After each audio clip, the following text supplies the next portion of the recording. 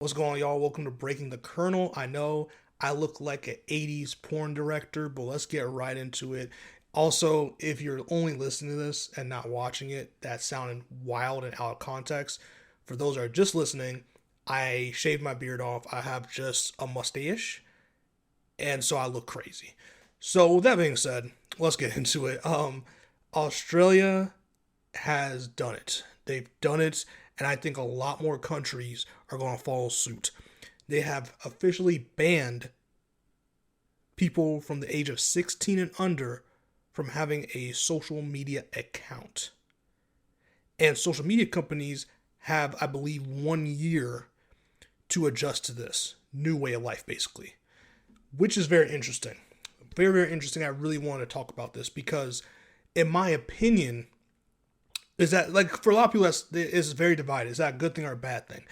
I think it's a great thing, but I have one or two major concerns with this. I need to read more into this, but I have two major concerns. One of them being, how are you going to properly monitor this? Now, because the only real way to make this a law and make this matter is if you make people put their social security number or put some kind of government identification that tells them or tells the app or whatever that, like, okay, you are over 16 years old. Because otherwise, just like websites where you can just put a year that makes you older than whatever the threshold is and you're in, that's not much of a security clear. At that point, you might as well just keep it how it is and just call it a day. So I'm assuming they're going to put some kind of barricades on this, what kind of government identification, or maybe you have to scan some government ID. And because there's services, right, like LegalZoom, for example, if you're in the States, where if you forget your password or whatever, or you change your number, you can't like two-step verify yourself. You need to like do this whole scan your ID, government issued ID, scan your face and all that. So there's so many different ways to go about. So that's something that could be implemented as a security measure.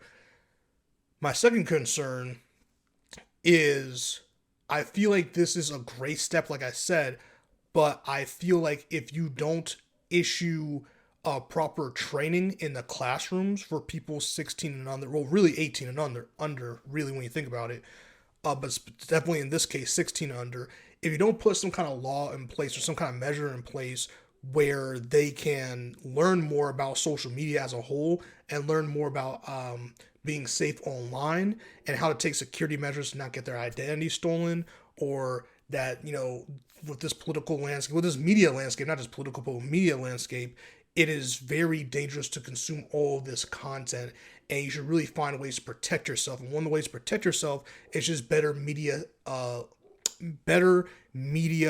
literacy, right? I feel like literacy and comprehension skills with reading, but especially with media, is at an all-time low. And so, yeah, protect people who are 16 under. I think that's a great idea. But at the same time, if you're not educating them on the dangers of online and the dangers of social media, with the great things, but definitely the bad things about it, then what's the point? I feel like they're going to still make those mistakes just later in life when they have more money, more time, and more to lose. You know what I'm saying? So I feel like that's a little dangerous. Now, granted, I don't know all the ins and outs of laws in Australia. I'm really just kind of going from it from like a context of an American. Like, if this was a passed in America, how would it affect us? That's kind of how I have to look at this.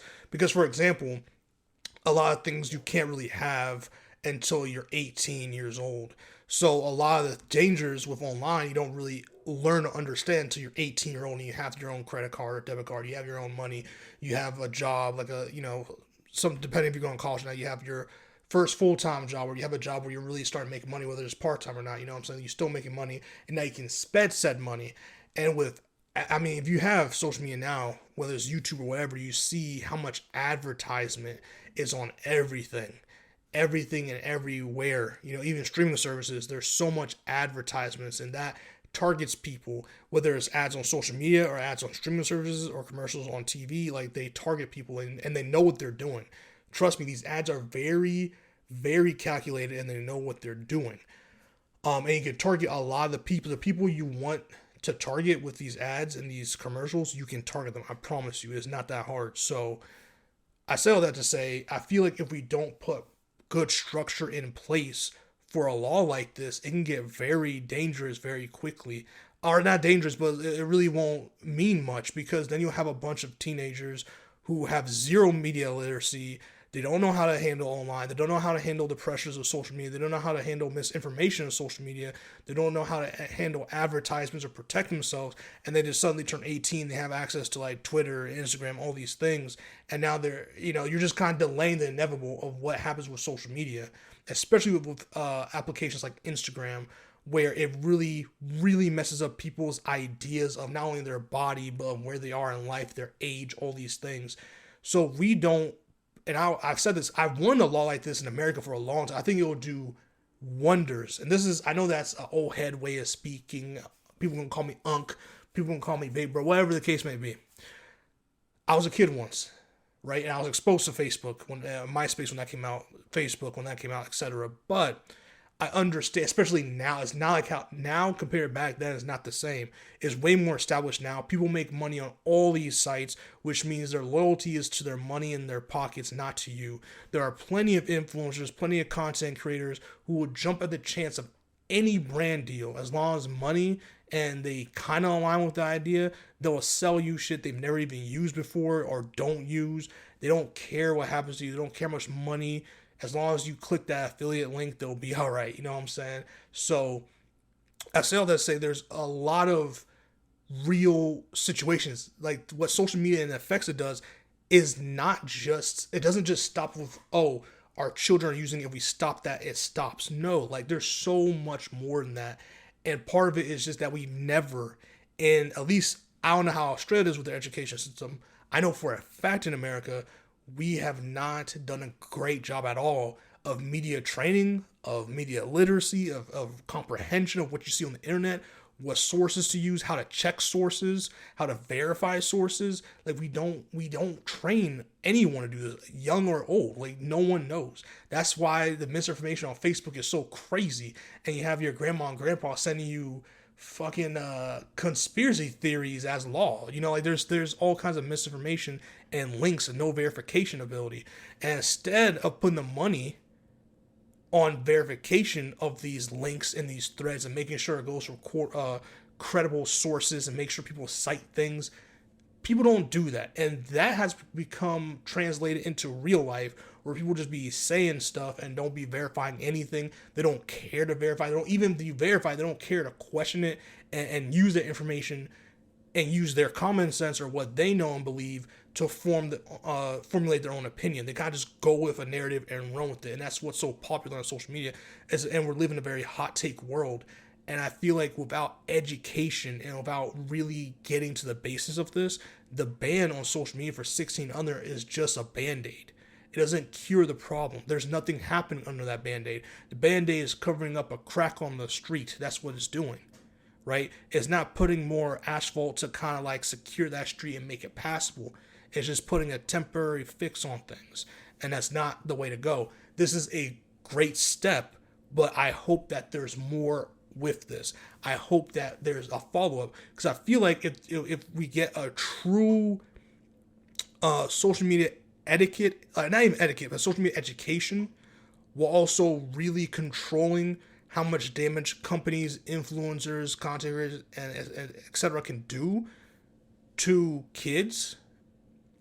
We really educate kids so that when they become adults, they have this education and they don't have this addiction to social media, and they have this way to kind of combat what's going on.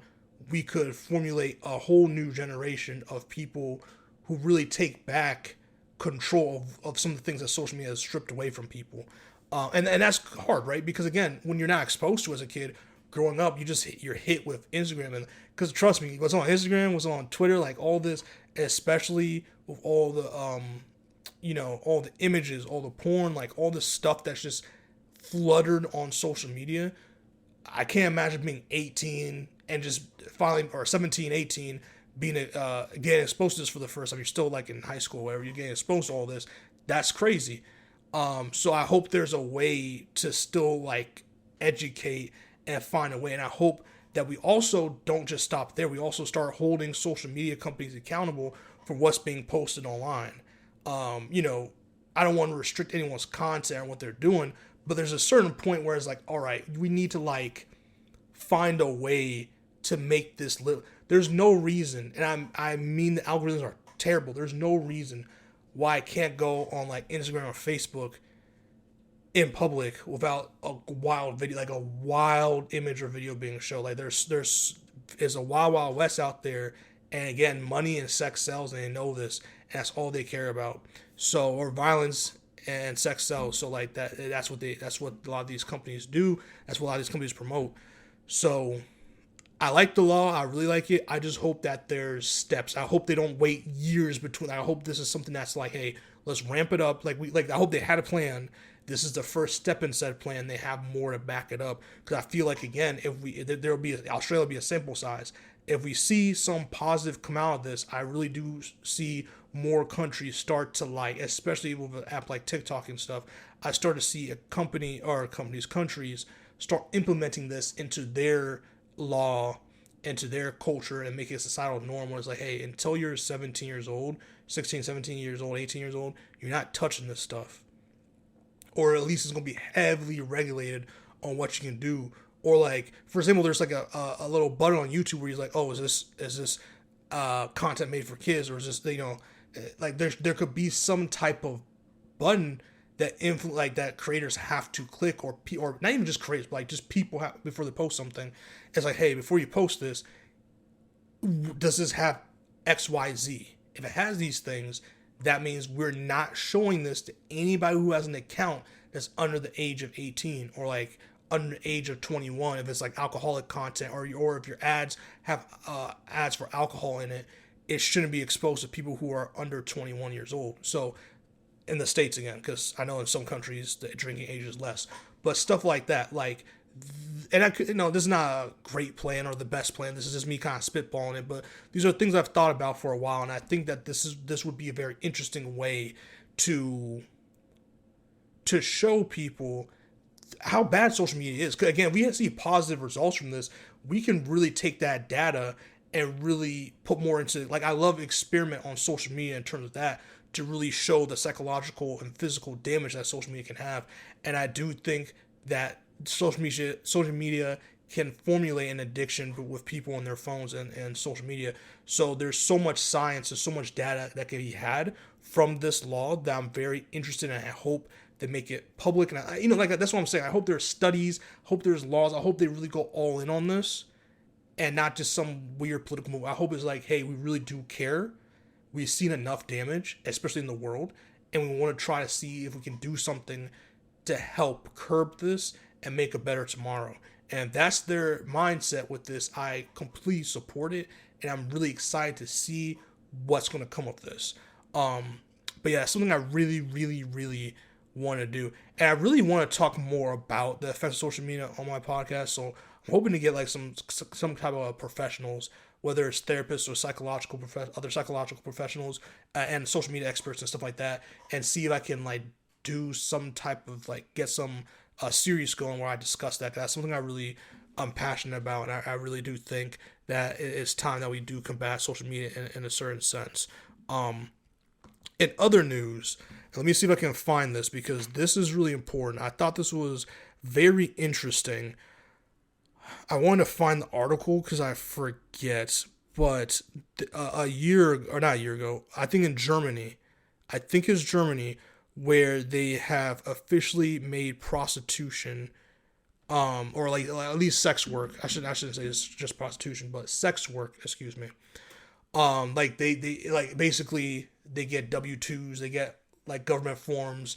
They can like basically be like, yo, we get rights, we get dental care, we get healthcare. Like, it's a job now. Like, it's like, hey, this is a legit, just like if you're working at the Nike factory, or you're working at Under Armour, you're working at like Starbucks, you're working at Chick-fil-A, you get a government form to fill out for income.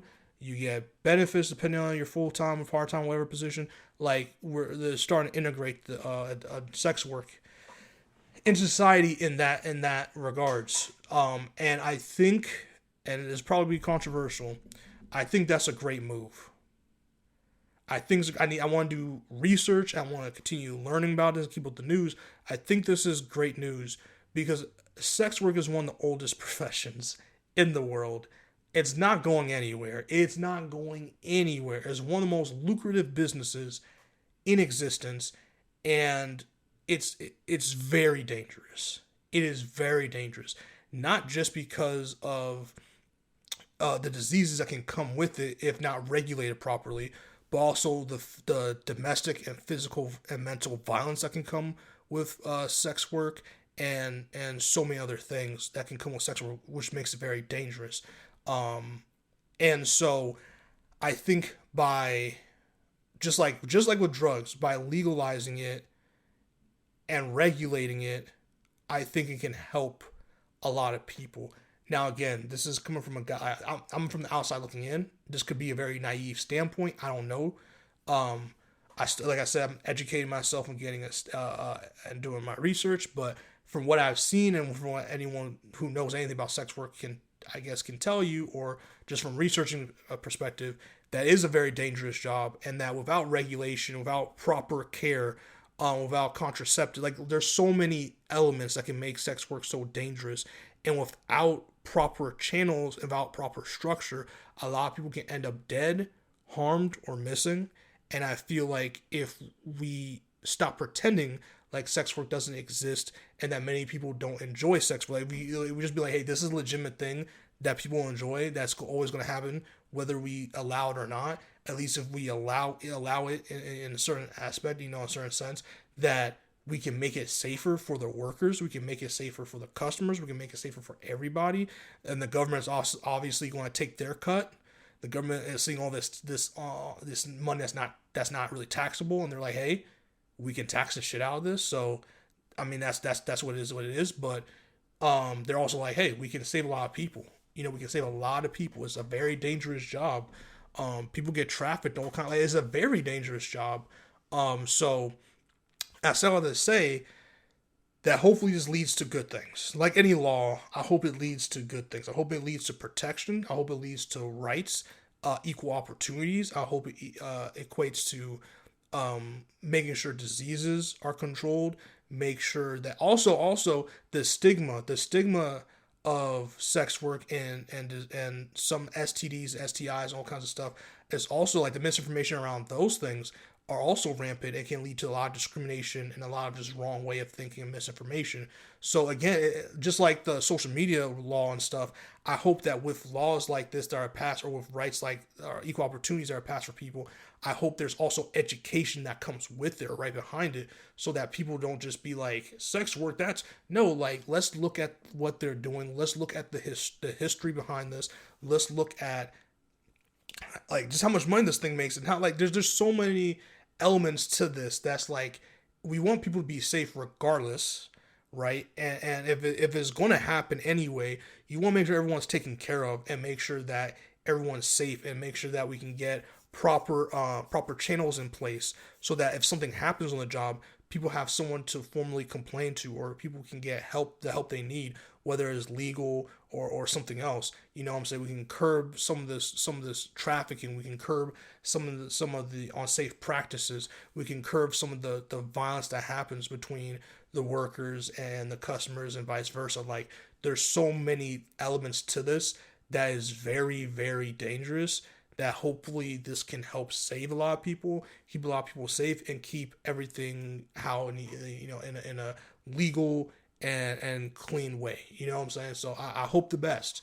Just like a lot of things, I hope this helps people.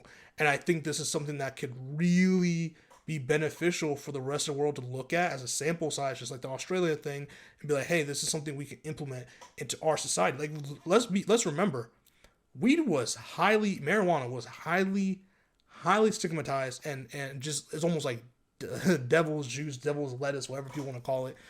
And now you can go to a dispensary drive through, like it's fucking McDonald's, like it's Burger King, BK, have it your way, and get some weed.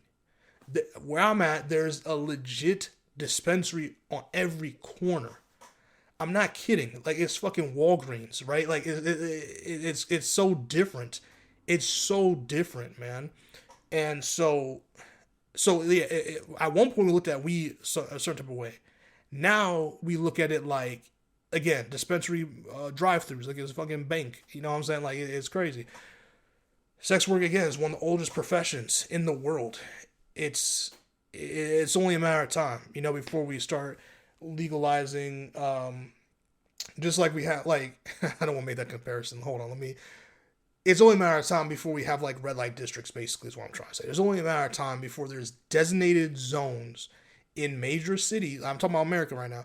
In major American cities where it's just red light districts. You know what you're getting into. If you want to gamble, you want to have sex and or pay for sex or whatever the case may be, there's an alley for you. And it sounds crazy, but I'm telling you, it's a business practice that's as old as time itself, and it's only a matter of time before, like, hey, this is wild, it's very dangerous, it's very unsafe, and we can't tax any of it really. So it's only a matter of time before, or we can't really make any money off of it. I'm talking about the government saying this, and it's like, hey, if we just make an alley that has all these businesses and they have to pay taxes, and there's a chain of command, a proper chain of command, and there's you can report these things to authorities and not be a crime. It's just like if someone walked into a Best Buy and punched the shit out of an employee or something, that's assault. That that employee can go file be like, hey, this person punched me, and that employee is not going to get arrested because they're working at Best Buy. I know that's a crazy comparison, but you know what I'm trying and attempting to get to with this. Again, I may be all over the place with that. I just read these stories and kind of like see where they're at, and I'm very interested to see what it is, because I just feel like it's a matter of time before we just grow up. Let's just grow the fuck up for a second. I'm being very serious. It's people go to all kinds of countries for these things and do this, and it's only a matter of time. I mean, America is so big; it has so much like money in terms of how much money is spent on consumer goods, all kinds of stuff. It was only a matter of time with marijuana. And look what happened when we started decriminalizing marijuana, and really starting to look at these laws, look at the statistics, look at the science, and look at a lot of these things differently. I think the same thing's gonna happen with sex work, and I think it's gonna happen with a lot of other stuff that we like taboo. This is terrible. This is wrong. We need to look at the science. We need to look at the money. We need to look at the crime rate. There's just so many things that we have to look at that we're like, hey, we re-examine this and try and make it safer and try to really see what we can do to make this what it is. It will change the way we look at things, and also get proper education out there, stop the misinformation, and we can start moving forward to a safer and better society for it.